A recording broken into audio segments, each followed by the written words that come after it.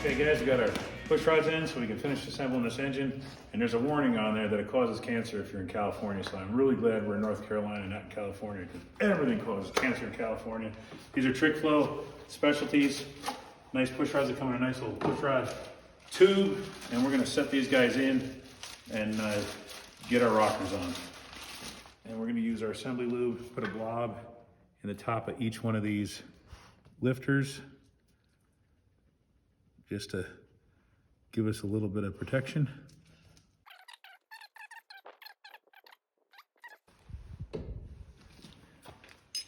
Drop these suckers in. So these are hardened to handle the guide plates, so they won't wear.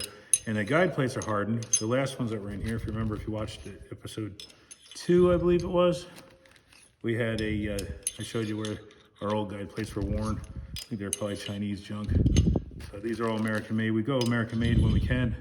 And I think everything on here, from the timing cover, Howard's valve train, is all American made. The castings are cast in China, but ProMax does all their machine work stateside now. So our roller rockers are from Summit. They're American made as well. They're good for 900 pounds of spring pressure, if I remember right, and a lot more cam than we're running. So and you can see how this is bellied out here to clear the valve. So it is, I put assembly lube in the groove here and we spin that around.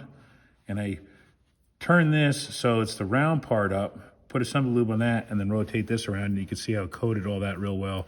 That flat spot goes up. I also put a dab in the thing. So the flat spot goes up when we install these. We'll slide on just like so. And now we're greased up and ready to go. We can put the pilot lock on. We're up on the number 1, so we can actually adjust the intake and exhaust on the number 1 cylinder already. So again, I'll show you how we do this. I put this on the round side and put a good old squirt in there. Once it's like that, get it on this wheel. We can spin that around, and you do this, and you go back the other way too. You can see how that coats it good. So again, you want your flat spot is going to be up like that. That's where your poly lock's going to sit. Oil gets pumped up through that hole right there that we'll put some of this stuff on. That'll help pre-lube the push rod. Pushes up through there and then falls down in there and coats that rocker when this is going up and down. And then oil gets up through that hole to lubricate this. So when you prime it, I like to prime these with the valve covers off and rotate the motor every little bit until I see oil come out of every one of these. And oil. All right, so we got our rockers on. We're putting our poly locks on. A poly lock, we'll take one that's off. If you haven't used it before, these things are the best way to hold things down. This tube tightens down, and that's your lock nut. Is that Allen head in there. So these guys screw on, of course, to here. We're gonna adjust number 1 right now. When exhaust and intake can be done, because we're up on top dead center for number 1. So I called Howard's. They said they recommend that they adjust the hydraulic rollers with about 1/2 to 3/4 of a turn of lash. So we're gonna do that. So what I'm gonna do is I'm gonna run this down. We got these seated, so I'm gonna run it down until it hits. And it's easier to do with the intake off, especially when you got guides and these big bulky rockers. So I'm turning that rocker, or that lifter, or the push rod. See how it's going up and down there? We're gonna take that till it just hits. And now that play's gone. So now we're 0 lash. So we're gonna take a 5/8 inch wrench and go 1/2 turn. So starting about there, right about there. And then we're gonna tighten it down. Now you gotta be real careful when you're first lashing them with a hydraulic lifter, because you can collapse the lifter. I soak these in oil so they have a little bit in them, but you don't wanna run them down and collapse that lifter. So be real careful. As soon as you take 0 that out, snug this down. So now we have that at our 1/2. I'm gonna put this on here. Tighten that up. And that's it. Number 1's done. Exhaust is done. We'll move on to number 1 intake. We're gonna rotate the motor around. We're gonna go right in the firing order. 1-843-6572. And all right, so the valve train is on and adjusted. You see some of these guys are still up. They haven't even pumped down yet. So So the oil should be set. We did a half turn on them. Next thing is clean up the mounting surface just to make sure there's no oil on it, and we can bolt the intake down. Get this sucker primed. This will be great, man. I'm excited. We got our gaskets in place. Put a bead of silicone along the China wall, front and back. I use gasket cinch to hold it. That Edelbrock makes. This stuff works pretty darn good. It's gonna help hold the gaskets in place while we set that intake down. Put a couple quarts of oil already in the lifter valley. The two helpers.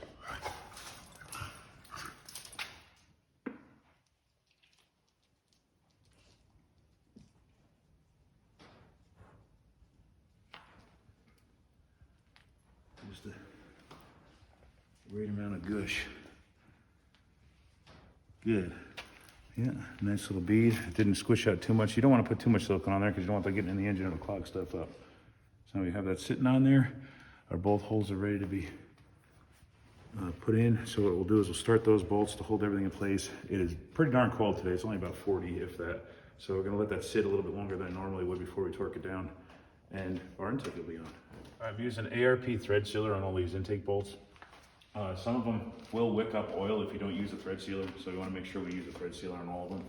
And again, I'm going to run them down with a wrench till they just touch, and then let it sit for a few minutes before I torque this down. That way that silicone has a minute to kind of harden up a little bit. It's pretty cold out today. Even the thread sealer is flowing slow. Right, so I think it's bolted down, torqued all those to 35 foot-pounds of torque. And it looks good. We got the right amount of gush coming out. It's not too much, not too little, so it should seal real good. So we are close. That's about it, man. It's now you just got to prep the transmission. A few more things on this, and we'll be putting this back in the car. So here's the transmission. It's a 204R. This was in a 73 Laguna station wagon I had that was powered by a 484, mile 484. And this one has some work done. It's got the billet servo and stuff in there. So I bought this from my buddy Mike that bought my wagon from me, and I'm going to put that one in because the old Monty SS transmission with the 30 shift kit is finally starting to slip pretty good. I was happy. I pulled it apart. It doesn't have a ton of stuff in the pan. But the reason I pulled this apart is because under here is a governor that controls your shift points on these 204Rs.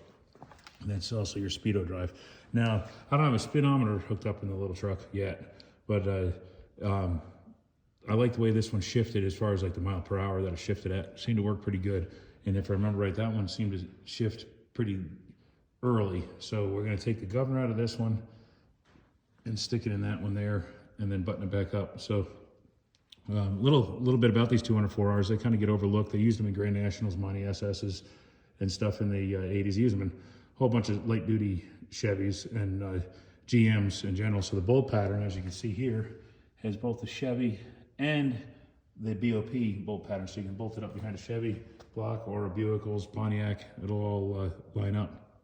They are 4-speed automatic.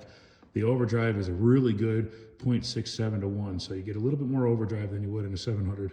That first gear is not as steep. I forget what it is. I think it's a 287 if I remember right. You guys can correct me if I'm wrong in the comments. Whereas 700 R4 or 4L60E is a 306 to 1 first gear. So there's a big drop between first and second on the 700s. These are a little tighter. They also package really nice. This distance from the front of the bell housing to the transmission mount is within a 1/16 of an inch of a Turbo 400 transmission. So move your transmission mount back to the 400 location, this tranny will bolt right in. The other nice thing is the overall length of this to the tail shaft is just about the same as a Turbo 350. It's within a fraction of an inch. So you can use your stock Turbo 350 transmission, Power Glide transmission drive shaft, and it gives you the same length. It'll slide right in. So you can upgrade to an overdrive automatic fairly easy using one of these. They're trickier to find now. A lot of people thought they were weak. There's plenty of companies that are building them now to handle up to 750 horse, even more. So don't be afraid of these transmissions. These are a really good one. California Performance Transmissions is run by Art Carr. He builds them to handle 750 horse. Monster Transmission builds them to handle about that much horsepower as well. So you can get the stuff for them. So this one, again, this is the one that was starting to slip. It's been slipping for the last few years. I have $30 into it, so it doesn't owe me a thing. The converter we're putting in this one is the one that came with it. And for what I could tell, it's a 2500 stall. So the 2500 stall with that stout little transmission is going to work perfect with that 409 small block for the power we're going to be making. Took out these 4 bolts. This lifts off. Make sure the gasket does not get damaged, because that's going to control that. And then this is your governor right there. So what controls your shift points is, see these little springs right there? There's a spring on each side. So as it accelerates, it throws out, and that allows it. So some of these, the one thing that these things are known to do is if you're doing a high speed first gear burnout, it'll launch one of those springs, and then your shift points are extremely high, or it won't shift at all. That's your speedo drive, slides right in there, and these little weights, that's your throw out for your governor shifts. So that's that on those things. We'll get the other one apart and swap it. Okay, so we got our replacement transmission torn apart. You can see it's got new gaskets and stuff in there. It's pretty clean. The pan does not have a lot of trash in it, which is a good sign. I know that I've used this transmission myself, so I know it's a good one. Now we're taking out this one and putting in the green one. Now the green one's a 10 tooth. This one, I forget how many tooth that one is. I didn't look. But the 10 tooth is kind of mesh in. There's a black gear in there now, which is 27 teeth, if I recall. And that's really gonna not be great for our speedometer gear ratio. I really need a green gear, which I don't have. This transmission has a blue gear, which is far off as well. So I'll have to check my inventory, see what I have for other parts. I might have one, the correct color in stock. But the good news is I don't have a speedometer in it anyway, so it doesn't really matter.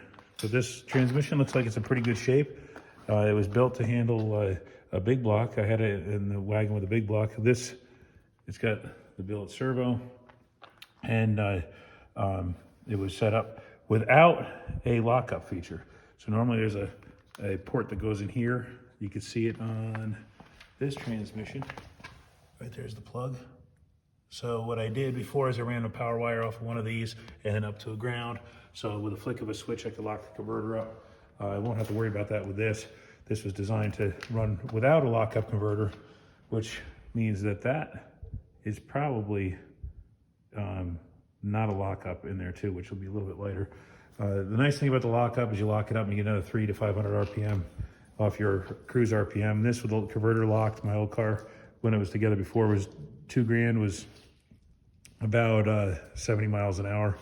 So without it locked, I'll be spinning a little bit, by 2,300 at 70, which still won't be bad. Simplifies things a little bit, and then I can take out a wire and stuff. So anyway, we're gonna get ready to button this thing back up. All buttoned back up. Got it cleaned up, ready to go. Got the transmission mount on. That's on just kind of loose because who knows how much we'll have to adjust it left and right, front and back when we put it in. And what I noticed is this one had the ear cut off. You see that one still has the ear. It was probably for header clearance when it was in the Laguna, because I had a set of big tube headers on there, which won't be a problem for our little rat rod because there's all sorts of space and we're not running any kind of in-chassis headers. We're running the lake style headers. But there you go, guys. The transmission's ready to go back in. I do want to clean up the converter a little bit, and I'll pump the old fluid out of the converter as much as I can. So this will have all fresh fluid and all good stuff. Should be able to handle that for all nice and well.